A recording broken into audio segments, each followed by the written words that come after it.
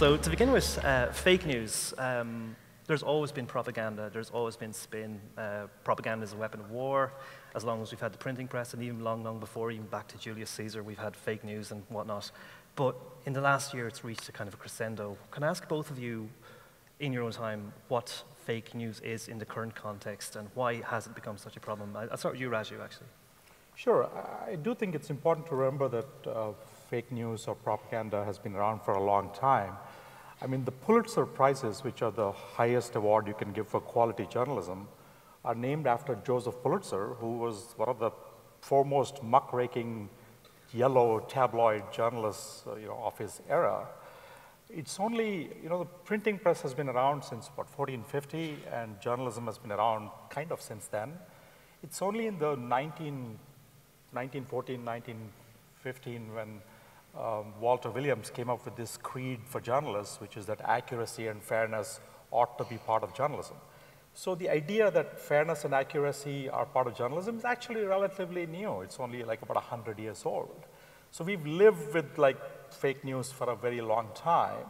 Obviously now it's become a lot more critical. It's now part of the Oxford English Dictionary, and some of it has been driven by the president of my country, Donald Trump, who particularly seems to kind of like the idea of labeling everything that he doesn't like as fake news. But we have lived with it for a very long time. Yeah, we have. Just to pick up on Raju's point there, since the way in which the printing press changed the nature of the distribution of information. If you look at the Reformation and how Luther, for example, became this voice that was distributed in different ways through the use of pamphlets, which you could almost say is like the equivalent of social media today, which took a much shorter period of time to distribute that information and then could be amended and changed to fit the lexicon of a wider society at that time. So, for example, Luther would have done lots of different versions of his preaching and changed the language at that time to fit the German audience and use certain language. And I think that there are parallels between that time and then what's happening with Donald Trump, where he, like Luther, and I'm not for a second saying that they are the same people or there are parallels in what they're trying to achieve, but there are some similarities in the way in which they understood the changing nature of that media at the time, and they capitalized on it. And I think that's what you could say about Donald Trump. He gets it. He's part of this primary source revolution where he speaks in a certain language that really reaches people. And he understands how has social media and this fast-paced nature of news and how that message can get across to reach different people. When you talk about the fast pace of it, because any one of us right this moment can capture a video, share a post, amend a post, whatever. You guys both look after and represent large media organizations with large online followings. How do you guys ensure this kind of accuracy, ensure that, I've seen things that people have shared, I've probably even shared stuff myself that now when I think back, oh my God, that was fake news. So I think we've all shared something that's been questionable at some point or another. I think, the pace is one of the biggest distinctions in the difference now. The pace at which information is being distributed and moved around and how it can be manipulated, and also the different agents involved now as well. So in the past, the broadcast model or the print model of journalism was that the journalists put it out there and it was shared. But now there are all of these other agents at play now. There are additional newcomers, including ourselves as individuals and readers, who have a role to play in the distribution of that information. So we've all shared stuff that's been questionable at some time or another. It's what you do to try to inform yourself and what you do after you've learned that something is wrong. I think that's really important. The other thing I would say is, and Raju, you've probably more to say on this, is the algorithms and the other things that are going on as well. It's not just that it's really fast-paced, it's that there's so much other things going on that are affecting the way in which the message is reaching you. Yeah, and I do want to come to the defense of social media, Facebook and Twitter and everybody, right? Because it's important to remember that when we only had newspapers, if a journalist made a mistake, the earliest you could correct that was 24 hours later, right? Because that's when the next newspaper came. With the web, obviously, it got a lot faster, but I think with social media now, the ability to correct things almost instantaneously is also there, right? I mean, you would see, somebody tweets something, and immediately people will start pointing out that that's not accurate. So the ability for us to kind of disseminate accurate information is also a lot faster now. I think the big difference is that if you just step back and say, why is it there is a lot more dissemination of fake news or alternative facts? We've always had confirmation bias, right? Which is that we don't want to kind of hear things that we don't like. I think what is new now is 2 or 3 other elements. One is clearly there is the social media algorithms, which kind of feed you what you like, and so you do kind of see the same thing, and you think that's the only reality. And it's actually really hard to break free from that, even if you make a concerted effort to do that. Right. It's a bit of an echo chamber, right? You hear back from people that you follow and like, and you think that's the reality. And it reinforces your biases. Right. And then there is this bandwagon effect where, because somebody that you follow and trust has said something, you think, oh, it must be true. And I think that's really the real challenge we have now, because the spread, the virality of kind of fake news is so much more intense.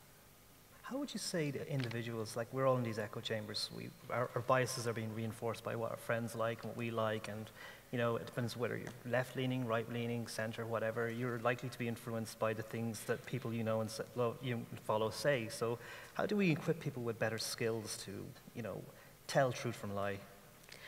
There's a number of obvious things you can be on the lookout for. Like, there's a lot of different things you can do in the way you set up your preferences, for example, on your Facebook page. So it could be that you go into your newsfeed preferences and you make sure that there are certain pages that will come up at the top of your feed every morning, so that the algorithm is not necessarily just giving you, feeding you into your echo chamber, and try to follow like a wide variety of different sources, whether that's left-leaning or conservative new media or socialist media or libertarian. Like, there's a whole range of different sources you can follow. And then there's a whole list of different things you can be on the lookout for when you're about to share a story.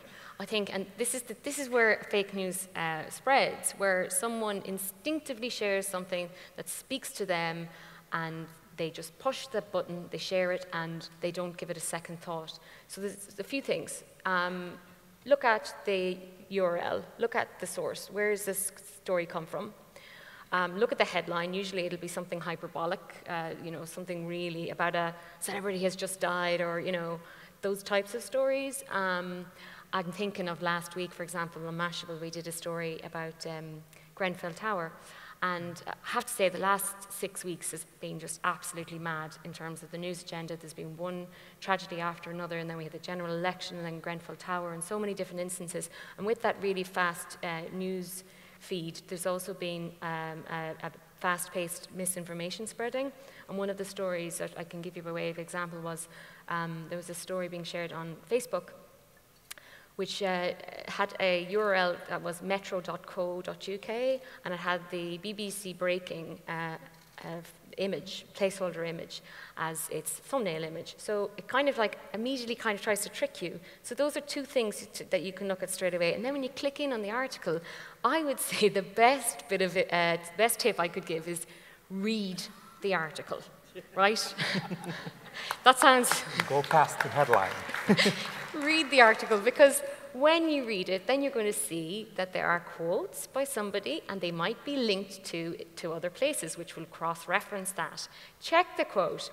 Copy and paste the quote. If it's Sadiq Khan, for example, that was quoted in this Grenfell Tower story, pop it into Google and just see, like, has that been published anywhere else, or has that been on the Met Police site or on his Twitter page? I know this is the work of journalists as well, but there are things that we can do as individuals, not just as journalists, to fact check these things. But if you read the article, that's the most obvious thing to do. Raju? I mean, there is research now, and this is relatively new, that the second or third time you read a piece of false information, the more you tend to start believing it, right? So one of the ways that media companies are dealing with it is what I would call playing kind of offense and not defense, which is inoculation, which is by embedding fact checks into the story. One of the examples on the slides has Maggie Haberman of the New York Times basically saying Trump said this, which is patently untrue, right? So kind of putting those phrases. And there's, again, research now which shows that if you give the counterpoint as you're giving the original thesis, the chances of somebody believing that are a lot higher. I mean, one of the great examples is climate change. It's now, there's enough research to show that if you can say things about climate change by saying there is consensus among scientists that this is happening, and then you can still disagree, more people believe that than if you leave that little piece of information out. So I think there are ways to kind of deal with that. The other one is the biggest culprit or the most susceptible we are is when facts and data is thrown at us, right? Because we think, oh, if they're saying 20% of something, that we must be true. But again, I think there is a way to connect that to storytelling.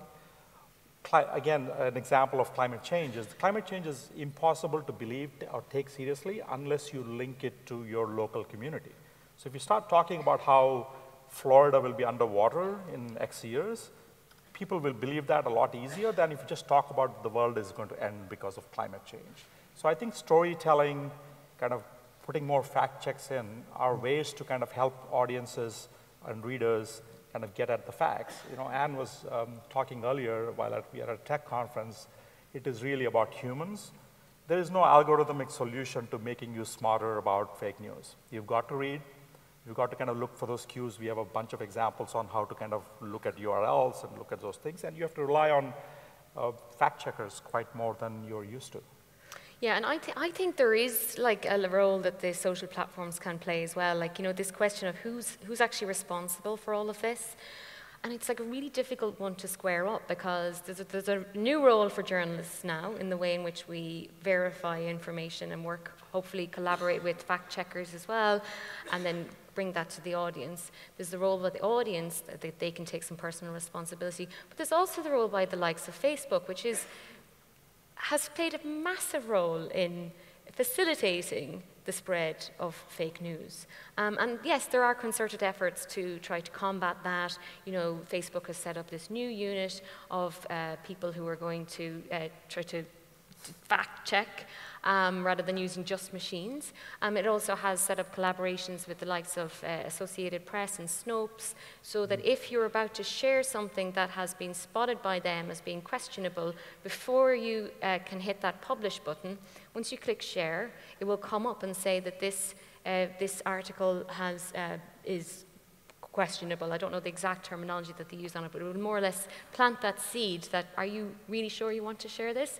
So those things are important that they're happening, but it feels like they're this afterthought, you know, that they're happening because fake news has created a crisis. Yeah, look, George Orwell talked up in 1984 about the Ministry of Truth, right?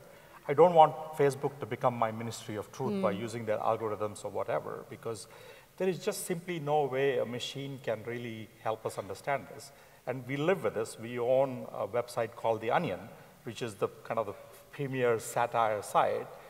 Algorithms just absolutely don't get satire, right? So they want to make it, they want to classify it as fake news. And we are like, no, satire is different from fake news. Sure, it can be turned into fake news. And the answer that a company like Facebook has is, can you please label it satire so the algorithm cannot read it? And we are like, if you label it satire, it can't be satire. So it's funny, yeah. So these are all very practical issues, and I think the solution really is us kind of saying there is satire, I'm laughing at this. If this is taken out of context, then yes, right, this can become fake news. And I think that's the media literacy plays a big part in this, and I think as media companies and as universities, we've kind of dropped the ball on that. My 15-year-old Layla, on any given day when I go back home, can talk to me about news of the day and say something about it, and I almost always ask her, where did you get it? And she has no idea. Right? Getting a 15-year-old to appreciate that where you get what you get is important is something that I think as a society we've kind of dropped the ball on, and we need to pick that back up. I also think that this, you know, there's a big role for educators to play in how we teach digital literacy, like right from a really young age. And I say this because the internet is a really bizarre place. And when I think of all of those stories that I just mentioned there, you know, Grenfell Tower, the Ariana Grande, the Manchester concert, the tragedy there, the London bombing, the mosque attack, every single one of those stories had people intentionally spreading false information online. And so there's this human behavior that's happening on the internet that I think that we haven't fully grappled with. For example, people pretending that they had loved ones who were missing in Grenfell Tower. And I just saw there in the news a man had been charged with fraud because he was trying to raise money and get free accommodation in the aftermath of Grenfell Tower by falsely claiming that his family were part of the victims. So, like, we need to do a lot more, I think, in terms of how people use the internet and educating them to have a bit more due diligence about the way in which they behave, because there's definitely a difference in the way people behave online than they do in real life. We are to blame, by the way, in many ways, because when the idea of like user-generated content started kind of picking up steam, we kind of didn't make the distinction between that and journalism. I mean, user-generated content is great source material if it's accurate, but it was never journalism. But we didn't draw the distinction enough as media companies. We just kind of embraced that. And as a result, now we are captive to the idea that anybody can say anything because they have a phone. So it's an interesting challenge because we never talk about user-generated brain surgery, right?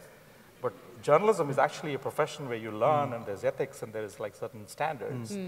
We have kind of abdicated the idea that there's a professional skills involved in it, and anybody can be a journalist if they have a phone and they have Twitter. I agree with you to a point. BBC Trending was the unit that I launched in the BBC in 2013, and they did original journalism around user-generated content and around social media it's great trends. source material. Right. Yeah, so that was the source, but it actually, what we would do is we would actively engage with that content and broke some really important stories. For example, as you mentioned, the Syria Hero Boy, you know, the distribution of or the offer of illegal substances on social platforms, you know, propaganda during the Russia-Crimea crisis, all of these stories where there was social change happening in different parts of the world. So, but having said that, that's quite a unique proposition. Like when you're it depends on what kind of environment you're working in as a journalist. And I go back to that fast-paced nature of content being produced. You know, there's this sense that if you miss the boat or you don't ride the crest of the wave, you're not going to get the traffic for that story. So you're really squaring up all of the time. When do I need to get this out there and know that it's watertight and fact-checked? It has to be at all times.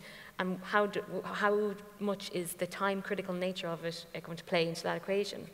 Because no one remembers exactly who was right, but they'll always remember who was wrong if someone got wrong. But in terms of the media itself, you mentioned their storytelling and how it changes. And I had an interesting discussion there with my colleague Darren there earlier, and he mentioned, you know, where do teenagers go to get their news, and some go to YouTube videos.